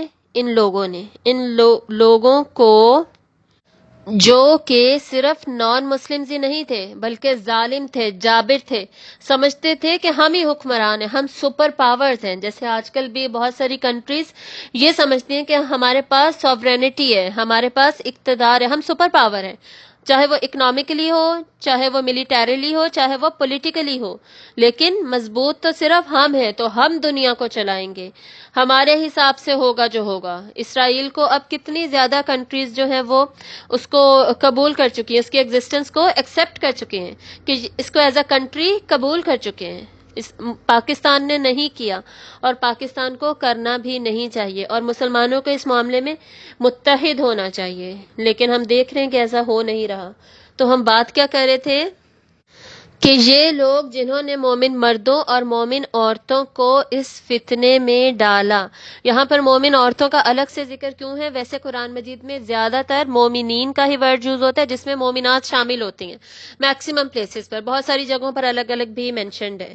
اور سورہ محمد جب ہم نے پڑھی تھی نا، تب ہم نے یہ ڈسکس کیا تھا، مومنات، سورۃ الفتح اور محمد اکٹھے آئی تھی، انہی میں سے کسی ایک میں ہم نے پڑھا تھا کہ خصوصاً جب جنگوں والی صورتیں آتی ہیں، جنگ و جدل، غزوات کا ذکر جن صورتوں میں ہے، یا جیسے اس صورت میں اس واقعے کا ذکر ہے جس میں جنگ کی طرح ہی ایک مسلمانوں پر ظلم کر کے انہیں ختم کیا جا رہا ہے، مومنات کا الگ سے ذکر آتا ہے، کیونکہ اس ایسے واقعات میں صرف مرد سفر نہیں کر رہے ہوتے، صرف ان پہ ہی نہیں گزر رہی ہوتی، عورتوں پر بھی شدید ظلم گزر رہا ہوتا ہے، غم گزر رہا ہوتا ہے، وہ برداشت کر رہی ہوتی ہیں۔ جیسے غزوات اور جنگوں میں تو عورتیں نہیں جاتی تھیں، لیکن وہ یتیم ہو رہی ہیں، وہ بیوہ ہو رہی ہیں، ان کے بچے مر رہے ہیں، اور ان کی زندگی کا کوئی حال نہیں رہتا، ان کی حفاظت کرنے والا نہیں ہے۔ جو غزوات پہ نکلا ہوا ہے وہ کتنے کتنے مہینے کے لیے نکلا ہوا ہے، اور وہ اکیلی سارا کچھ مینج کر رہی ہیں۔ یعنی مردوں کے ساتھ ساتھ عورتوں کو مکمل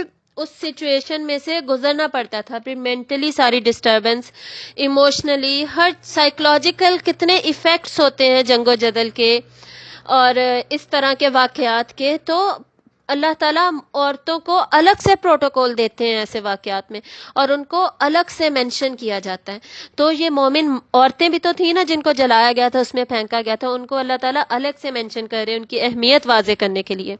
دوسرا یہ بھی ہے کہ کمزور ہوتی ہے نا عورت، کمزور کے اوپر بھی ظلم کیا گیا. چلو مردوں کو تم پھینکتے، اپنے جیسوں کو تم پھینکتے، تمہارا برابر برابر کا سسٹم ہوتا نا، مرد مرد سے لگا ہوا ہے، جلا رہا ہے، لڑائی ہو رہی ہے، جو بھی ہے. لیکن تم مرد ہوتے ہوئے تم معاشرے کے ایک کمزور حصے پہ ظلم کر رہے ہو، تم عورت پہ ظلم کر رہے ہو، مزید انہیں شرمندگی کا احساس دلانے کے لیے. ثم لم یتوبوا، پھر انہوں نے توبہ بھی نہیں کی. ہم پہلے ہی آلریڈی پڑھ چکے ہیں سما اور فا میں فرق. سما اور فا دونوں کا مطلب اردو میں پھر ہی ہوتا ہے یا انگلش میں دین، لیکن عربی میں فا جو ہے وہ اس کے لیے یوز ہوتا ہے جو فوراً سامنے پیش ہوتا ہے، اور سما جو تھوڑے عرصے کے بعد ہونا ہو. یہ آلریڈی ہم پہلے پڑھ چکے. تو ثم لم یتوبوا، پھر نہ انہوں نے توبہ کی، یعنی یہ واقعہ گزر گیا، اس کے بعد کچھ عرصہ وہ زندہ بھی رہے، جو بھی زندہ رہے، کوئی 5 سال رہا ہوگا، کوئی 10 سال، کوئی سال، جیسے بھی ہوا. تو اتنا عرصہ تم لوگ زندہ بھی رہے، تمہیں شرمندگی بھی نہیں ہوئی اور تم نے توبہ بھی نہیں کی، تمہیں اتنا احساس نہیں ہوا کہ تم نے غلط کیا تھا، تم اللہ سے معافی ہی مانگ لیتے، تم پھر ایمان لے آتے، لیکن تم نے ایسا کچھ بھی نہیں کیا. اور ہم جانتے ہیں کہ توبہ کے دروازے ہر وقت کھلے ہیں اللہ تعالیٰ کے، جب تک کہ انسان کی موت نہیں آ جاتی، اور اللہ تعالیٰ ہر گناہ سے توبہ قبول کرنے والے ہیں. جب اللہ شرک سے توبہ قبول کرنے والا ہے تو پھر ان گناہوں کی کیا توبہ قبول نہیں ہوگی؟ تو توبہ قبول کرنے سے تو سارے گناہ معاف ہو جاتے ہیں. تو یہ ایسے ڈھیٹ تھے، ایسے ایروگینٹ تھے، ایسے بدتمیزی تھی ان کے اندر، جیسے آج کل بھی ہم دیکھتے ہیں جتنی سپر پاورز ہیں آج کل، یا جتنی یہودی لابیز ہیں، زیادہ تر تو یہود لابیز ہیں نا جو یہ سارا کچھ کر رہے ہیں. عیسائیوں کے اوپر یہودیوں کا ہاتھ ہے آج کل، یہ ہمیں سمجھنا چاہیے. تو ان کو احساس نہیں ہے، ذرا برابر بھی احساس نہیں ہے کہ آپریشن وہ کر رہے ہیں، ظلم و ستم ان کے ذریعے سے ہو رہا ہے، لیکن کوئی احساس نہیں. انہوں نے توبہ نہیں کی. فَلَهُمْ عَذَابُ جہنم، تو ان کے لیے جہنم کا عذاب ہے. توبہ بھی نہیں کی اور ایسے کام کیے، اب ان کے لیے کیا ہے؟ صرف اور صرف جہنم کا عذاب. وَلَهُمْ عَذَابُ الْحَرِيقِ، اور ان کے لیے جلنے کا عذاب ہے. یعنی اگر بات جہنم کے عذاب پر بھی ختم ہو جاتی تو ٹھیک تھا، وہی بات تو وہی تھی، سمجھ آ رہی تھی، لیکن اللہ تعالیٰ آگے ایڈیشنل ایکسٹرا بتا رہے ہیں. ان کے ظلم و ستم کی جو شدت تھی، اس شدت کی وجہ سے ان کو جو عذاب دیا جائے گا وہ بھی کتنا شدید ہوگا. اس کی شدت ایکسپلین کرنے کے لیے، اس کی انٹینسٹی سمجھانے کے لیے مزید یہ بتایا جا رہا ہے کہ ان کا عذاب جہنم میں جلنے والا ہوگا. جلنے والا مطلب حریق، یعنی یہ خود ایندھن بنیں گے، وہ آگ جس کا ایندھن ہی یہ ہوں گے. سورۃ البقرہ کے بالکل سٹارٹ میں ہم پڑھتے ہیں کہ جہنم کی آگ وہ آگ ہوگی جس کا ایندھن انسان ہوں گے اور حجارہ، پتھر ہوں گے. پتھر بھی وہ جو کہ یہ بت یہ لوگ خود بنایا کرتے تھے، بت اور بت ان کے ساتھ ہی پھینک دیے جائیں گے کہ دیکھ لو تمہارے سفارشی یہ کچھ بھی نہیں کر رہے، یہ تمہیں بچا ہی نہیں رہے، جن کی تم ساری زندگی عبادت کرتے رہے یہ تو تمہیں بچا ہی نہیں پا رہے، وہ ان کے ساتھ ہی پھینک دیے جائیں گے آگ میں.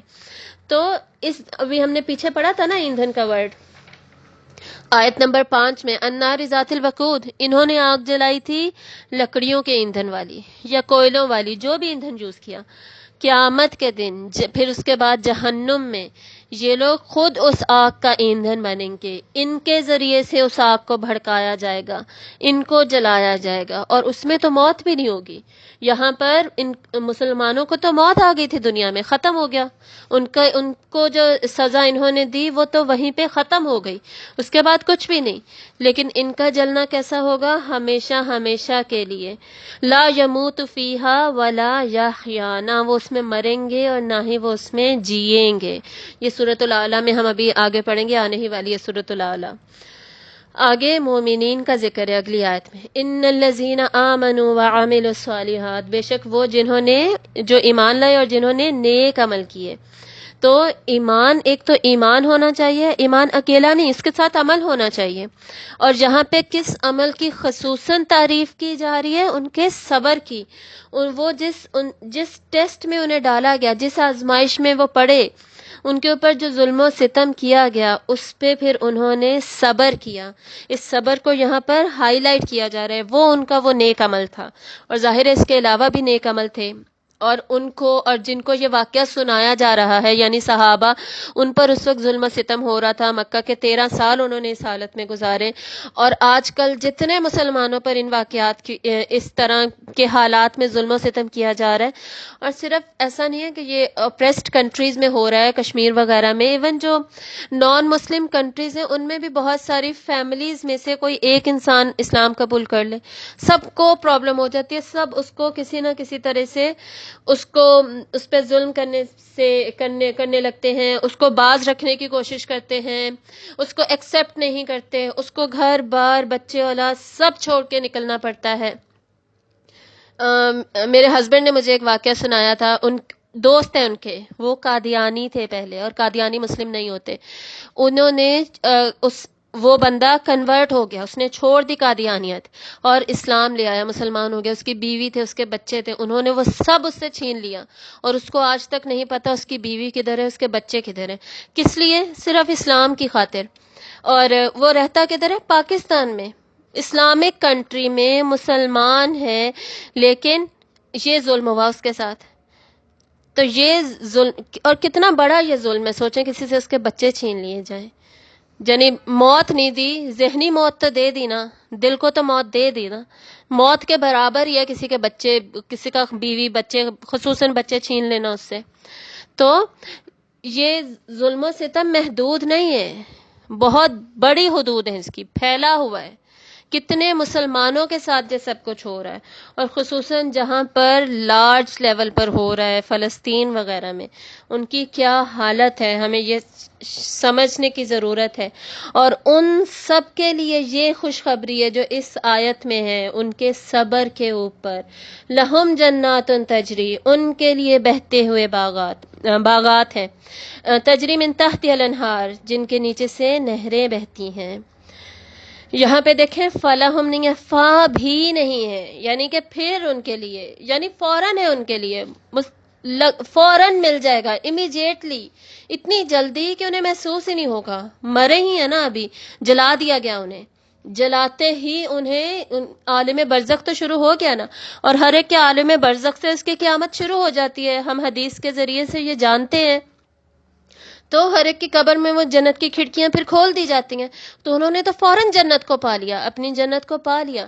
اور وہ لوگ، جیسے ابھی میں نے ایک قصہ بھی سنایا، اور بھی بہت سارے قصے ہوں گے، اگر آپ مختلف مفتیان کرام کو یا اسکالرس کو فالو کرتے ہوں گے تو آپ ان کے ذریعے سے بھی مختلف قصے ایسے سنتے ہوں گے. تو وہ سب ابھی سمجھیں زندہ ہیں، ابھی ان پہ ظلم و ستم ہو رہا ہے، لیکن الٹیمیٹلی جب وہ جنت کو پائیں گے تو کیا لگے گا؟ اتنی جلدی ہمیں مل گئی، یہ تو کچھ بھی نہیں تھا. اتنی تھی دنیا، اتنی سی تھی زندگی. اور حدیث کا مفہوم ہے کہ جب لوگ قیامت کے دن، ایک انسان اپنا اتنا بڑا ہوا اجر دیکھے گا، اتنا زیادہ، یہ حدیث میں نے پہلے بھی آپ کو سنائی تھی، تو وہ اللہ سے پوچھے گا، یا اللہ میں نے اتنا تو اعمال بھی نہیں کیے، اتنا زیادہ اجر میرا. تو اللہ تعالیٰ سے کہیں گے کہ فلاں فلاں وقت پر تم پہ فلاں فلاں مشکل آئی، مصیبتیں آئیں، تم نے ان سب پر صبر کیا، یہ اس صبر کا نتیجہ ہے اتنا زیادہ جو تمہیں مل رہا ہے، اتنا اجر. تو وہ شخص کہے گا، یا اللہ تو مجھے دوبارہ بھیج، اور مجھ پہ صرف اب مصیبتیں ہی بھیجنا دنیا میں، اور کچھ بھی نہیں. کوئی مجھے فیسلٹی نہ ملے، کوئی آرام آسائش، کوئی متاع دنیا مجھے نہیں چاہیے، صرف مجھ پہ مصیبتیں ہی ہوں کہ بعد میں میرا اجر اس سے بھی زیادہ ہو جائے، اتنے مجھ پہ مصیبتیں آئیں. یعنی ایسا ہوگا صبر کا اجر، اتنا بڑا ہوگا صبر کا اجر. اور اس اجر کا یہاں پہ ذکر کیا جا رہا ہے. ان کے لیے جنات ہیں، باغات ہیں. کس کے لیے کتنی جنتیں ہیں ہم نہیں جانتے. اللہ تعالیٰ کی رحمت و فضل بہت زیادہ وسیع ہے. اللہ تعالیٰ جس کو جتنا چاہے نوازے، جتنا چاہے دے. نعیم و ملکن کبیرہ، نعمتیں ہی نعمتیں، اور اتنی بڑی کنگڈم، سب کچھ. تجری من تحتہا، من جو ہوتا ہے نا، من یہاں پر سورس کی طرف اشارہ کر رہا ہے کہ وہ جو نہریں ہیں وہ نکل کہاں سے رہی ہیں، ان کی سورس کہاں ہے؟ تو ان جنتوں کے نیچے وہ جو گارڈنز ہوں گے، گھنے گارڈنز، پھول پودے درخت، اتنی خوبصورتی، یہ سب ہمیں نظر آ رہا ہوگا۔ ان کے نیچے سے یہ واٹر فالز، یہ جھیلیں نکل رہی ہوں گی، اور جھیلیں نکلتی ہیں تو وہ پھر نہروں کی شکل اختیار کر لیتی ہیں۔ تو اس طرح خوبصورت نہریں بہہ رہی ہوں گی، پانی، پھول پودے، یہ سب انسان کو کتنا زیادہ اٹریکٹ کرتے ہیں نا۔ ہم جتنے بھی یہ میٹروپولیٹن سٹیز میں رہ لیں، ایڈوانسڈ ہم فیسیلیٹیز یوز کریں اور ان میں رہیں، لیکن جو دل ہمارا لگتا ہے ایسے ریزورٹس میں، ناردرن ایریاز میں، بیچ کے پاس رہنے میں، وہ ہمارا کہیں بھی نہیں لگتا۔ یعنی انسان کی فطرت کو اپیل کرتا ہے یہ ریوارڈ جو کہ بتایا جاتا ہے قرآن مجید میں بار بار، ذالک الفوز الکبیر، اور یہ ہے کامیابی بہت بڑی، الکبیر بہت بڑی، سب سے بڑی کامیابی یہی تو ہے کہ تم ایمان لائے اور تم نے عمل کیے، اور اس کے بدلے میں تمہیں اتنا بڑا ریوارڈ ملا، ایسی خوبصورت نعمتیں ملی، یہ تمہاری سب سے بڑی کامیابی ہے۔ دنیا کی کامیابیوں کو اپنی کامیابی نہ سمجھو، یا دنیا کی آزمائشوں کو، جیسے کامیابی کو کامیابی نہیں سمجھنا، اسی طرح دنیا کی آزمائشوں پہ روتے ہی نہیں رہنا، اسی کو سارا کچھ نہیں سمجھ لینا، اسی پہ یہ نہیں کرنا کہ ہائے میں برباد، میں ختم، میرا تو کچھ رہا ہی نہیں سارا کچھ، بلکہ اس کے بدلے میں اتنا کچھ جو مل رہا ہے، ہماری نظر اس پہ رہنی چاہیے، اس بڑی کامیابی پر۔ یہ ہے ہمارا ٹارگٹ، اس ٹارگٹ کو ہم نے نہیں بھولنا۔ تو ان دونوں آیات میں اصل میں مومنوں کو ہی خوشخبری دی گئی ہے، اوپر یہ کہ وہ جو تمہیں اوپریس کر رہے ہیں، تم پہ ظلم و ستم کر رہے ہیں، ان کا یہ انجام ہوگا، تو اس سے تم تسلی پکڑو۔ آج یہ تمہیں دنیا میں ظلم کر رہے ہیں، تمہیں تباہ کر رہے ہیں، اس سے ڈرو مت، الٹیمیٹلی تو ان کا یہ الزام ہونا ہے، انجام ہونا ہے، اور تمہارا یہ اتنا خوبصورت انجام ہونا ہے، یہ اجر ملے گا تمہیں۔ یہ دونوں آیات ان فتنوں میں سے گزرنے کے لیے تمہارے لیے موٹیویشن ہے، اور ڈیفینیٹلی ان کے ذریعے سے جو کافرین تھے ان کو ڈرایا بھی جا رہا ہے، کیونکہ اس وقت جو مکہ میں کافر تھے وہ بھی انہیں کسی نہ کسی طرح ان تک وحی پہنچ جاتی تھی، قرآن پہنچ جاتا تھا، اور ان کو ایکسپلین کرنے کی تو ضرورت نہیں ہوتی تھی نا، ان کی تو اپنی لینگویج تھی، انہیں سمجھ آتی تھی کہ بات کیا ہو رہی ہے، اور جب حالات کے اعتبار سے بات ہوتی ہے وہ تو پھر فوراً سمجھ آ جاتی ہے، فوراً انسان اس کے ساتھ ریلیٹ کر لیتا ہے۔ ان بطش ربک لشدید، بے شک پکڑ آپ کے رب کی البتہ بہت شدید ہے، یقیناً بہت زیادہ شدید ہے۔ یعنی تم اب مسلمانوں کو پکڑ رہے ہو، تم انہیں سزا دینے کی کوشش کر رہے ہو، تم سمجھتے ہو کہ تمہاری پکڑ زیادہ شدید ہے، نہیں، سب سے زیادہ شدید جس میں کوئی شک ہی نہیں ہے، جو یقیناً شدید ہے، وہ صرف اور صرف اللہ کی پکڑ ہے، وہ اللہ، وہ رب۔ رب کون ہوتا ہے؟ جس کا مکمل کنٹرول ہے تمہارے پاس، تمہارے اوپر، وہ رب جو کہ تمہیں پالنے والا ہے، لیکن تم اس مبالغے میں، اس مغالطے میں رہتے ہو کہ وہ تمہیں پالنے والا ہے تو پھر تمہارے ساتھ کچھ غلط ہی نہیں ہو سکتا، تمہیں سزا نہیں مل سکتی، نہیں، جب تم ظلم کر رہے ہو تو تمہاری پکڑ ہوگی، اور یہ یاد رکھنا کہ پھر اللہ کی پکڑ سب سے زیادہ شدید ہے۔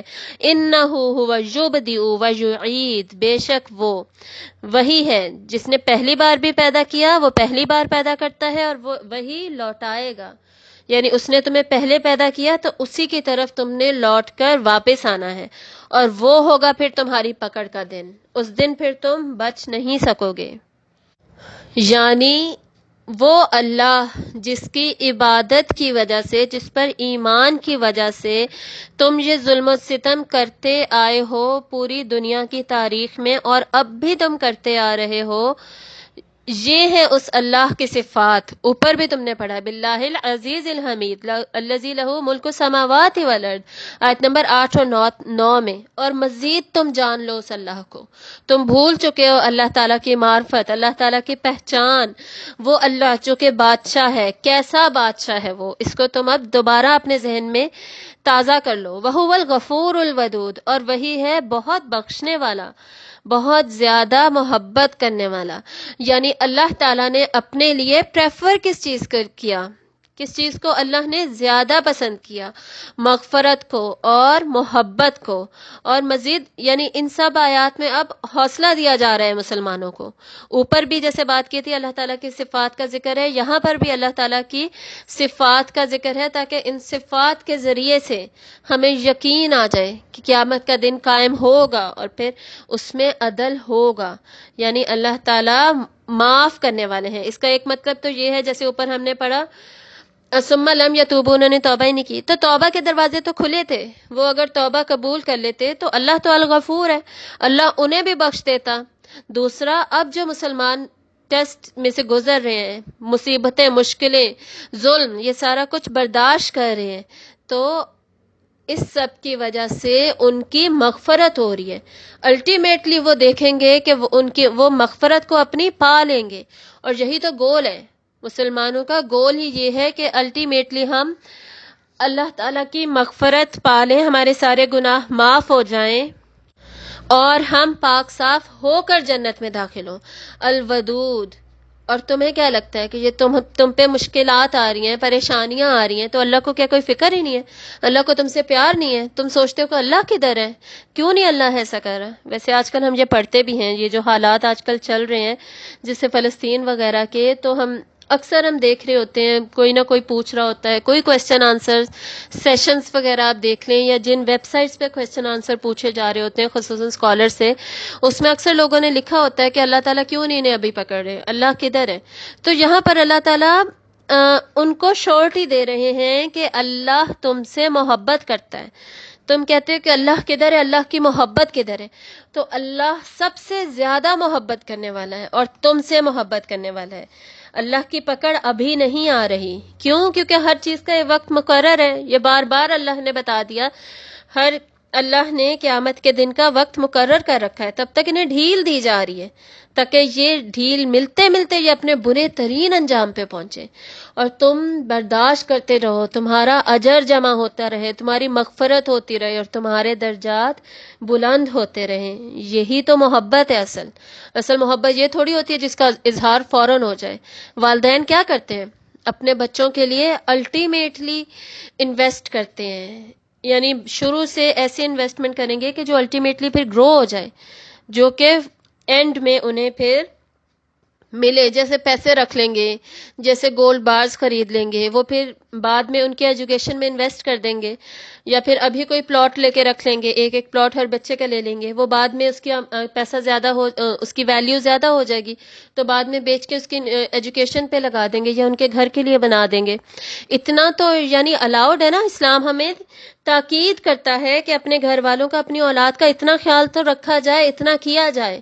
لیکن کئی دفعہ ہم پڑھ چکے ہیں کہ بات کیا ہے، اللہ کو اور قیامت کو، ہمارے ایمان کو، اس کو مقدم رکھنا ہے، اس کو پریفر کرنا ہے. پوری دنیا میں ڈوب ہی نہیں جانا. بس ایک ایک کافی ہے پلاٹ، 10 بنانے کی ضرورت نہیں ہے. یہ مطلب ہے. اللہ نے کبھی نہیں کہا کہ دنیا کو ہی چھوڑ دو. دنیا کو ساتھ لے کر چلو، دین کو پریفرنس دو، فوقیت دو، برتری دو. ذل عرش المجید، وہ اللہ جو کہ بہت بڑے عرش والا ہے، بہت بڑی شان والا ہے. عرش اٹ سیلف بھی شان والا ہے، بلندی والا ہے، اور اللہ خود بھی شان والا ہے اور بلندی والا ہے.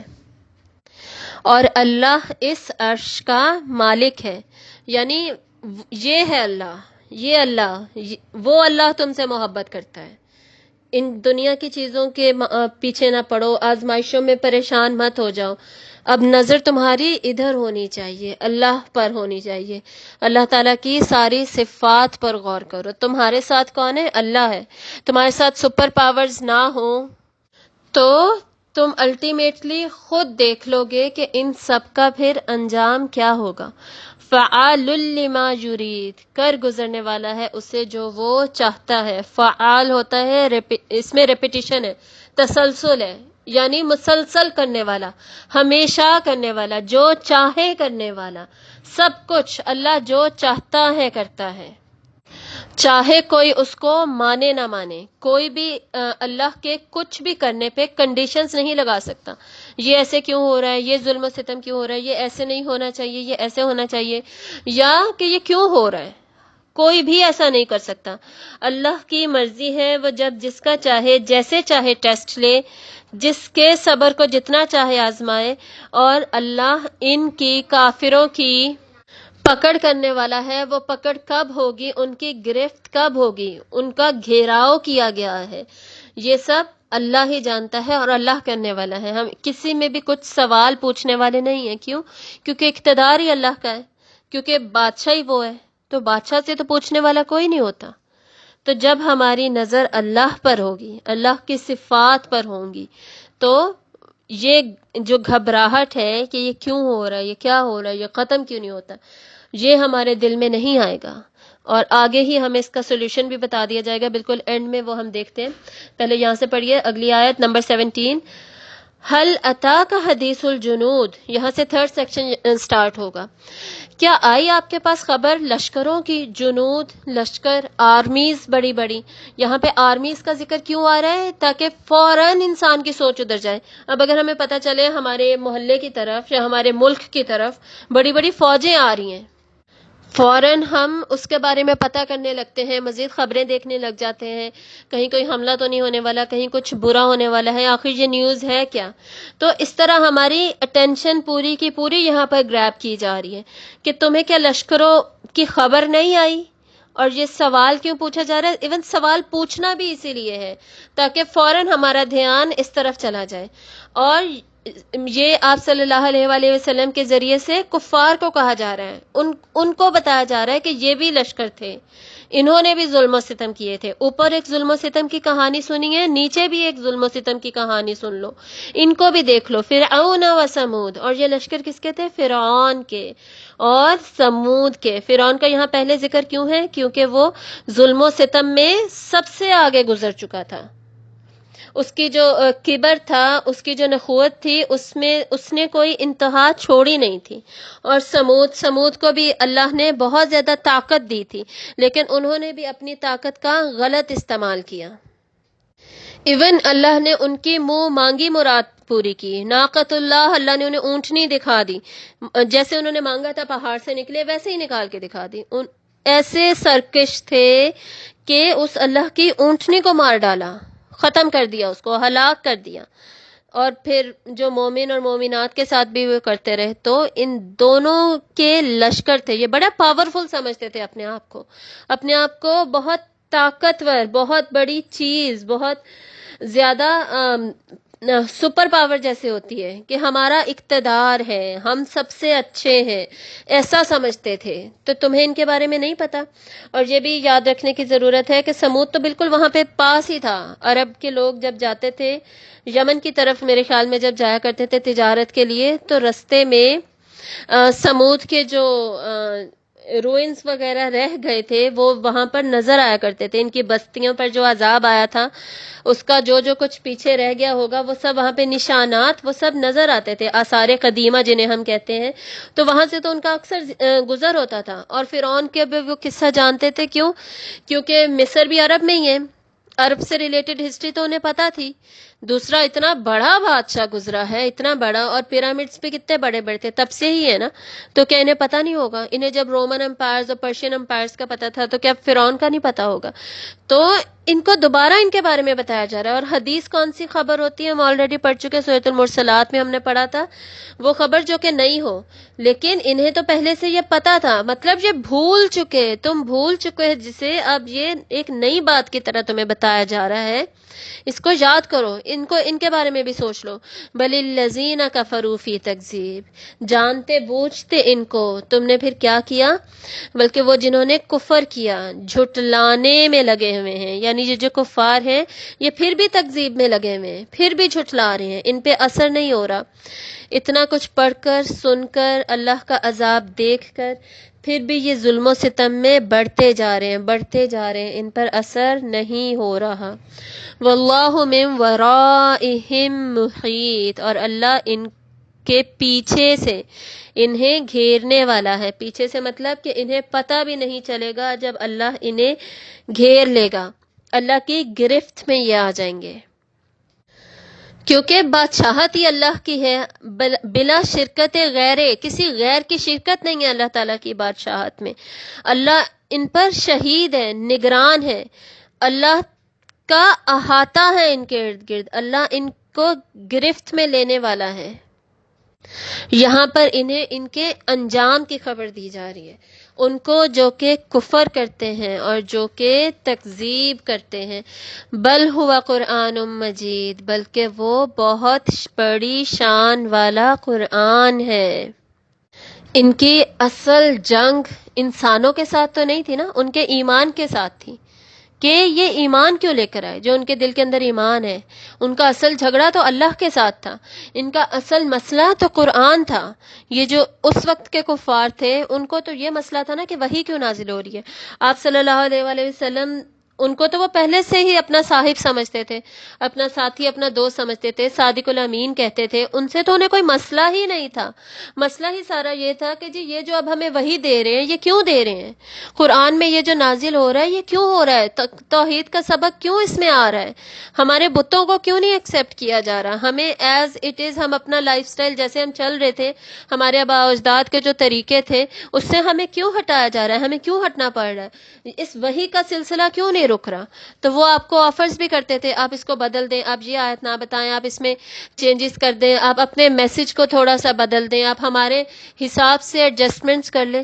تو ان کا اصل مسئلہ تھا کیا؟ ان کا اصل مسئلہ تھا ایمان، قرآن۔ انسانوں کے ساتھ جب تک انسان ان کے طریقوں پہ چلیں گے، تب تک تو کسی کو کوئی مسئلہ نہیں ہے۔ اصل مسئلہ تو اس طریقے سے ہے نا، اس ہدایت سے ہے جو کہ قرآن میں ہے۔ تو اللہ تعالیٰ کیا کہہ رہے ہیں؟ قرآن تو ہمیشہ یہی رہے گا، قرآن کی جو شان ہے وہ شان ہمیشہ قرآن کی رہے گی۔ تم اس کو بدل نہیں سکتے، تمہاری رائے سے وہ بدلا نہیں جا سکتا، تمہارے کچھ بھی کہنے سے قرآن میں تبدیلی نہیں آ سکتی۔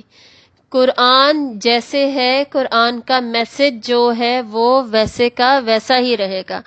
اور دوسری طرف مسلمانوں کو کہا جا رہا ہے کہ یہ قرآن ہے جو کہ مجید ہے، اس کے ذریعے سے تم اسٹرینتھ پکڑو، اس کے ساتھ تم جڑ کے رہو، اس کے ذریعے سے تم طاقت پاؤ اپنی۔ تمہارے لیے سولوشن اس کے اندر ہے، اپنی اسٹرینتھ اس کے اندر ڈھونڈو، قرآن کے ساتھ جڑو، یہ اللہ کی رسی ہے، اس کو مضبوطی سے پکڑو، ایک ہو جاؤ، سب قرآن کے ساتھ جڑ کر ایک ہو جاؤ، ایک طاقت بنو۔ تو جب ساری مسلم امہ اگر ایک قرآن پر اکٹھے جمع ہو جائیں ایک پوائنٹ کے اندر، تو کیا کسی کی مجال ہے کہ ان پر ظلم و ستم کرے؟ ڈیوائیڈ اینڈ رول ہو رہا ہے نا، یہ ڈیوائیڈ کیا، پھر ان پر ظلم و ستم کیا۔ اب فلسطین کے ارد گرد کون سی مسلم کنٹریز نہیں ہیں، لیکن ہمت ہی نہیں ہے کہ وہ اس کے اگینسٹ فائٹ کرے۔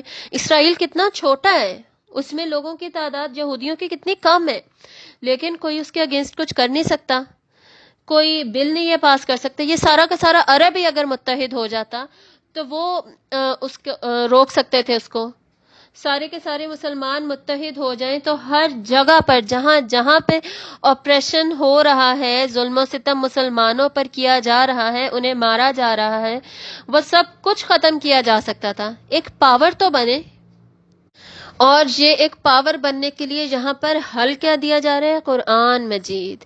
اور صرف انہی کے لیے یہ ان مسلمانوں کو بھی یہ حل دیا جا رہا ہے جن پر ظلم و ستم ہو رہا ہے، قرآن کے ذریعے سے وہ اسٹرینتھ پکڑے، پڑھے تو صحیح وہ۔ پھر قرآن ایمان کو آپ کے تازہ کرنے کے لیے، ایمان زیادہ کرنے کے لیے، پھر وہ جذبہ پیدا کرنے کے لیے تو صرف قرآن ہی کافی ہے۔ قرآن آئے گا تو پھر باقی سارا عمل آئے گا، نماز آئے گی، روزہ آئے گا، اور پھر مسلمانوں کی طاقت بنے گی، ایمان کے ساتھ سارا کچھ بڑھے گا نا۔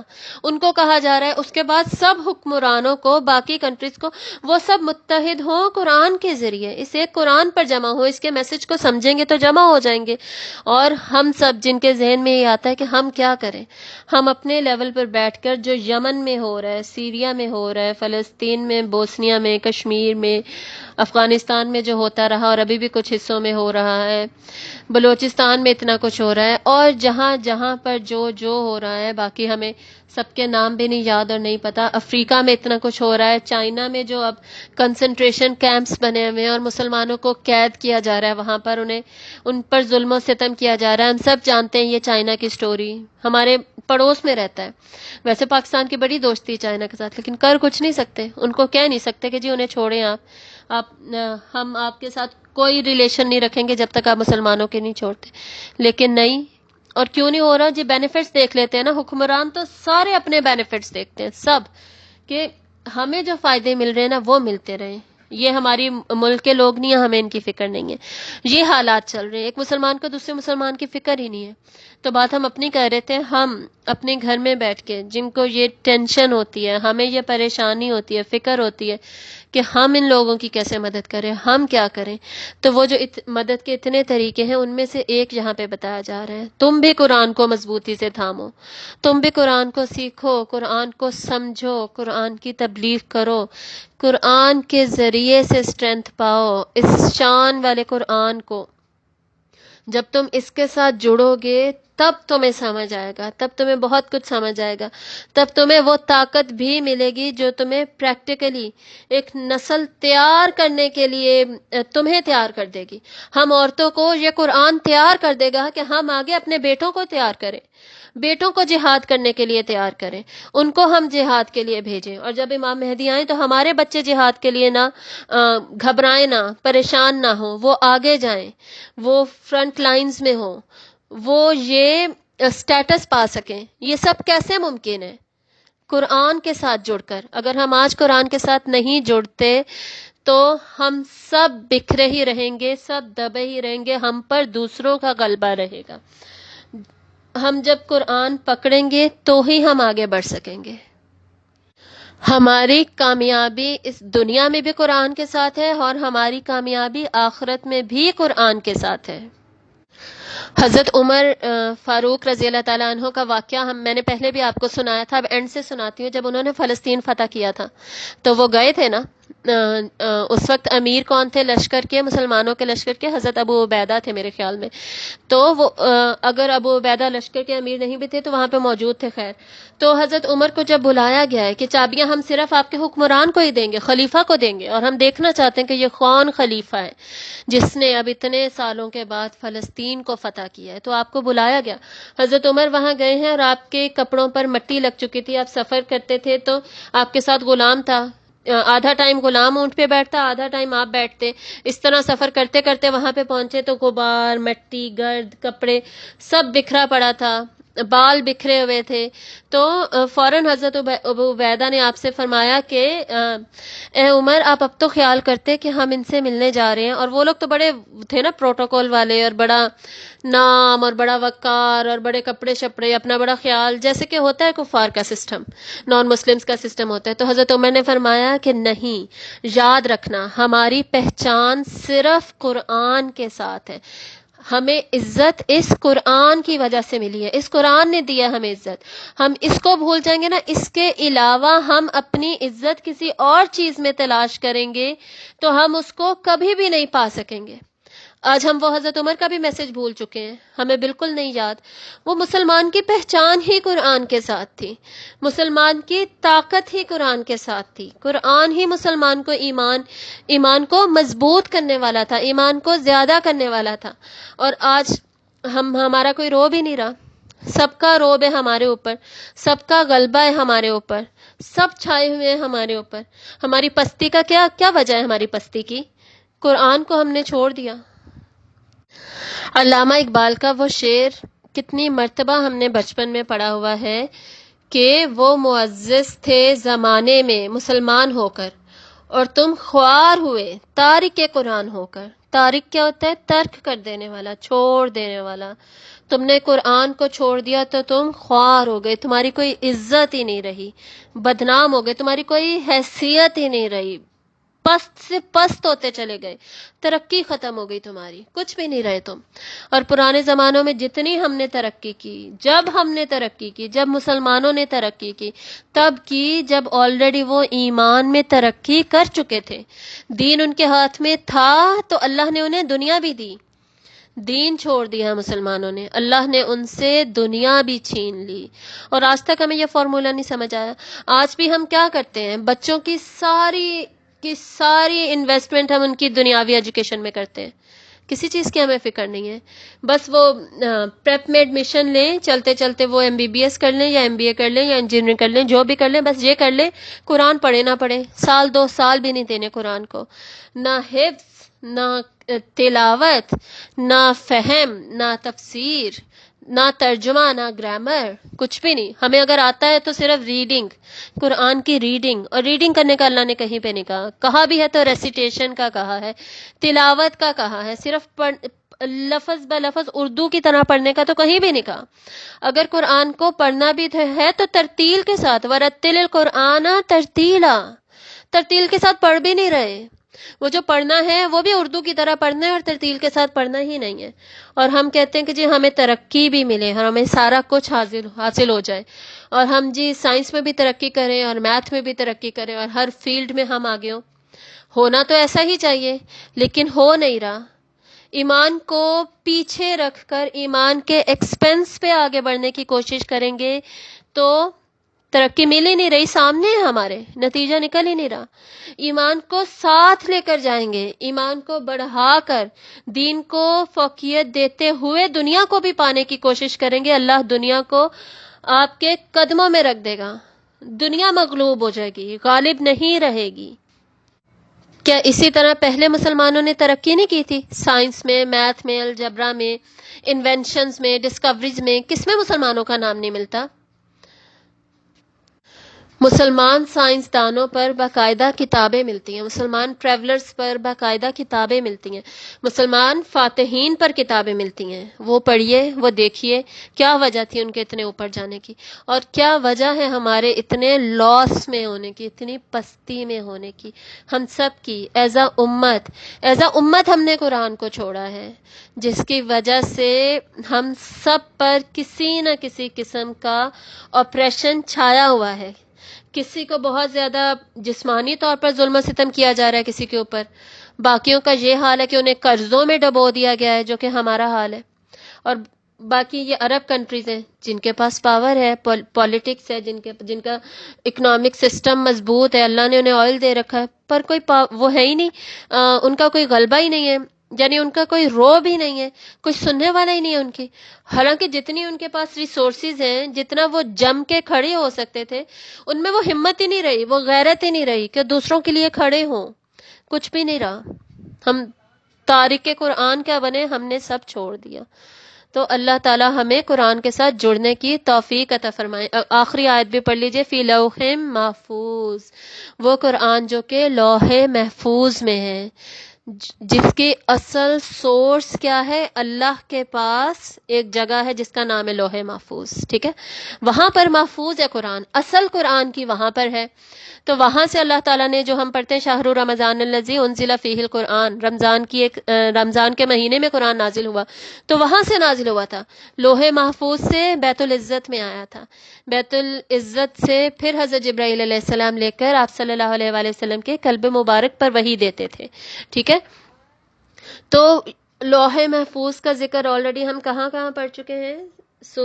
سب سے زیادہ تو ہم نے سورۃ الواقعہ میں بہت زیادہ ڈیٹیل میں پڑھا تھا، اور اس کے بعد ہم نے ابھی پڑھا تھا سورہ عبسہ کے اندر، اور اس کا مقصد ہم نے، اور اس کا کیوں بتایا جاتا ہے یہ ہم پڑھ چکے ہیں آلریڈی، کہ اس سے بھی ہمیں پتہ چلتا ہے کہ قرآن کتنی مکرم، کتنی معزز، قرآن کا رتبہ کیا ہے، قرآن کی حیثیت کیا ہے، کتنا بلند درجہ ہے قرآن کا، کہ وہ اللہ کے قریب ہے، اللہ نے وہاں سے ہمیں قرآن دیا، اور ہم اس کو چھوڑ دیا ہم نے، وہ امپورٹنٹ چیز۔ اب آپ اس کو ایسے سمجھے نا کہ جیسے میں اپنے کوئی بڑے ہی لاکر ہے میرا جی سوئٹزرلینڈ میں، وہاں پہ میں نے کوئی سیٹ رکھا ہوا ہے، کوئی ایئر رنگز رکھے ہوئے، وہاں سے نکال کر میں پرسنلی آپ کو گفٹ دوں، تو وہ اس کی ویلیو سمجھ آئے گی کہ نہیں؟ ویلیو بتائی جا رہی ہے کہ کتنا ویلیویبل ہے، کتنی مہنگی، کتنی پریشیس چیز،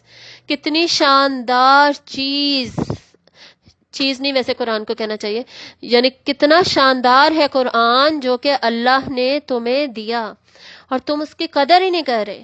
تم ان میں سے ہو گئے جنہوں نے اس کو چھوڑ دیا، تمہیں قدر ہی نہیں آئی. تو یہ تھی سورۃ البروج، جس میں شروع سے ہم نے پڑھا. سٹارٹ میں کیا تھا؟ مسلمانوں پر ظلم و ستم، مسلمان اپریشن میں ہے، اور اینڈ کیا ہے؟ مسلمانوں کے لیے طاقت کا ذریعہ. مسلمان اس ظلم و ستم سے کیسے نکلیں، کیا کریں؟ شروع میں ان کی کمزوری سے بات شروع ہوئی ہے، آخر میں ان کی طاقت کے لیے حل بتا دیا گیا. تو آج بھی اگر ہم قرآن کو نہ پکڑیں، قرآن سے نہ سیکھیں، قرآن کے ذریعے سے اپنا ایمان تازہ نہ کریں، قرآن کے ذریعے سے ہم اپنا عمل نہ بدلیں، اپنے سارے کے سارے لائف سٹائل کو قرآن کے مطابق اگر ابھی بھی ہم نہیں کرتے، تو پھر ہم ویسے ہی رہیں گے جیسے کہ ہم آلریڈی ہیں. جیسے کہ علامہ اقبال نے ہمیں کیا بتایا کہ وہ معزز تھے زمانے میں مسلمان ہو کر. وہ بھی مسلمان ہی تھے، صحابہ تھے، مسلمان ہی تو تھے، لیکن وہ تو معزز تھے، ان کا تو روب تھا. تو تم بھی تو مسلمان ہو، لیکن تمہیں کیا ہوا؟ تم تارک قرآن بن گئے، تم خوار ہوئے تارک قرآن بن کر. بس یہی ریزن ہے. تو ہم نے ہم نے اس پہ کام کرنا ہے. ہم نے اپنی زندگیوں میں قرآن کو شامل کرنا ہے، زیادہ جتنا ابھی آپ سمجھتے ہیں نا کہ آپ کی زندگی میں قرآن شامل ہے، اور زیادہ شامل کریں، اور زیادہ شامل کریں. زیادہ سے زیادہ اسکالرز سے سمجھیں، جا کے قرآن کے سارے حقوق کو سمجھیں، سارے حق ادا کریں قرآن کے، پھر آپ کو قرآن سمجھ میں آئے گا. قرآن کے عجائبات کو سمجھیں، کنیکشنز کو سمجھیں، احکامات کو سمجھیں، ان کی حکمت کو سمجھیں، پھر اس میں جو موٹیویشن ہے اس موٹیویشن کو لیں، اس کے ساتھ اپنا دل لگائیں، اس کی روشنی میں اپنی زندگی گزاریں. اور یقین کریں جتنا مزہ ہے نا قرآن میں جو دل کی تسلی، جو اطمینان، جو روح کا سرور، وہ جو ہوتا ہے نا سر سے سر جو میچ کر جاتا ہے، وہ جو قرآن پھر ہماری فطرت سے جو میچ کرتا ہے نا، اس کا جو مزہ ہے نا وہ میں بتا نہیں سکتی الفاظ میں. تو اس کو پانے کی کوشش کریں. یہ جو ہماری قرآن سے دوری ہے نا، اور ہم الجھن محسوس کرتے ہیں، پڑھا نہیں جاتا، سنا نہیں جاتا. آدھا گھنٹہ پڑھنا ہو تو بار بار جلدی پڑھ لوں تو وہ کام کر لوں، جلدی کر لوں تو وہ کام کر لوں، یہ کام کر لوں، ٹی وی دیکھ لوں، فلاں کر لوں، آرام سے سکون سے یہ وہ کر لوں، تو یہ سب محسوس ہی نہیں ہوگا. ابھی ہم سے تلاوت سنی نہیں جاتی، کتنے کم لوگ ہیں جو تلاوت سنتے ہیں. تو میں بھی مختلف قرآ حضرات کو اسی لیے بھیجتی ہوں تو کہ کسی کو تو کوئی تو قرات پسند آئے گی نا، کوئی تو قاری صاحب کسی کو پسند آئیں گے، تو وہ ان قاری صاحب کا نام دیکھ کے وہ ان کی باقی ریسیٹیشنز لے سکتے ہیں یوٹیوب سے، ان کو سن سکتے ہیں. تو قرآن کی قرات کے ساتھ دل لگائیں، قرآن کے مختلف پڑھنے کے طریقے دیکھیے ان ساری ریسیٹیشنز میں، ان میں سے کوئی نہ کوئی تو آپ کے دل کو لگے کہ جا کے کوئی نہ کوئی اس میں ایسا ہوگا، ایسا پڑھنے والا ہوگا جیسے آپ کو لگے گا یہ تو میرے لیے پڑھ رہا ہے، یہ تو مجھے سنانے کے لیے پڑھ رہا ہے. اس کا سٹائل سب سے زیادہ مجھے پسند ہے، مجھے سب سے زیادہ یہ پسند ہے. تو اس کے ساتھ وہ سنیں، لیکن اپنے آپ کو عادت تو ڈالیں، اپنے اندر قرآن کو تو ڈالیں، کہیں کچھ تو کریں. ایک سٹیپ لیا ہے، آگے بڑھیں، آگے بڑھیں، قرآن کے معاملے میں آگے بڑھیں. اللہ تعالی ہم سب کو قرآن کے ساتھ جڑنے کی توفیق عطا فرمائے، اور ہمیشہ ہم قرآن سے ریلیٹڈ جب بھی، بلکہ جن صورتوں میں قرآن کا زیادہ ذکر آتا ہے تو ہم اس سے ریلیٹڈ دعا پڑھتے ہیں. اسی لیے شروع میں بھی آج میں نے پڑھی اور آخر میں پھر دوبارہ پڑھ لیتے ہیں.